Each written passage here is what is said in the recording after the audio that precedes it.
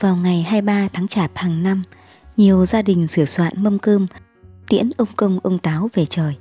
Chúng ta hãy cùng tìm hiểu nguồn gốc, ý nghĩa ngày này để biết thêm nét đẹp trong truyền thống văn hóa của người Việt. Nguồn gốc của lễ cúng ông Công ông Táo. Theo sách phong tục thờ cúng của người Việt, Táo Quân có nguồn gốc từ 3 vị thần Thổ Công, Thổ Địa, Thổ Kỳ của Lão giáo Trung Quốc, nhưng được người Việt chuyển hóa sự tích 2 ông một bà là vị thần đất, vị thần nhà, vị thần bếp núc. Từ xa xưa, người dân Việt đã ngưỡng mộ lòng trung thủy của ông Táo và thờ cúng ông Táo với hy vọng Táo Quân sẽ giúp họ giữ bếp lửa trong gia đình luôn nồng ấm và hạnh phúc.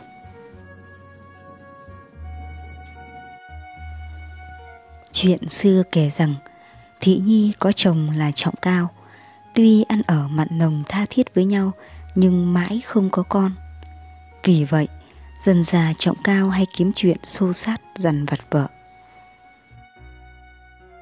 Một hôm, chỉ vì một chuyện nhỏ, Cao gây thành chuyện lớn, đánh Thị Nhi và đuổi đi.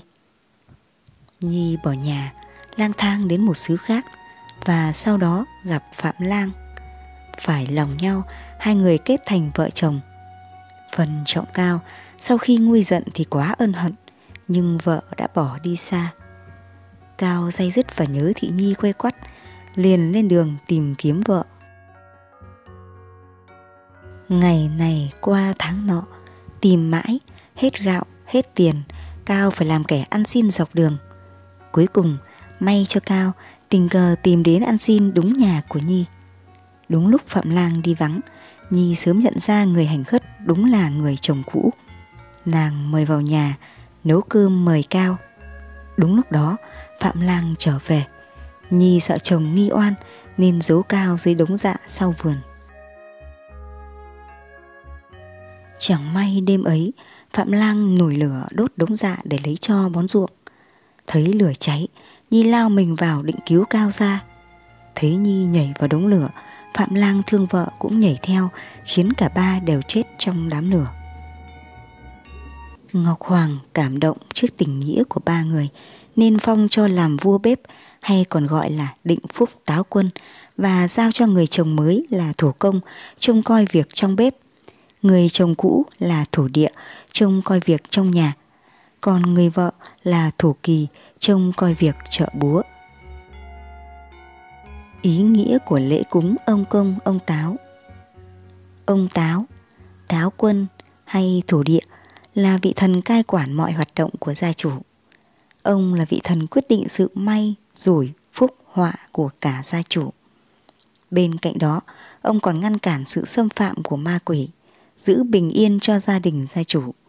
Vì vậy, tục cúng ông Táo mang ý nghĩa cầu mong sự ấm no, đầy đủ, sau đó mới đến ý nghĩa thờ thần bếp chuyên cai quản việc bếp núc. Ông Táo về trời sẽ tâu với Ngọc Hoàng về việc làm ăn, cư xử của mỗi gia đình dưới hạ giới. Cá chép là phương tiện để ông Táo cưỡi về trời. Vào ngày này, sau khi cúng lễ xong, các gia đình đều cúng con cá chép, rồi sau đó đem ra sông hay ra ao để thả. Bởi ngụ ý cá vượt vũ môn hay cá chép hóa rồng. Cá chép mang ý nghĩa biểu tượng cho sự thăng hoa, tinh thần vượt khó, sự kiên trì và bền bỉ để đi tới sự thành công. Lễ vật cúng ông Công ông Táo.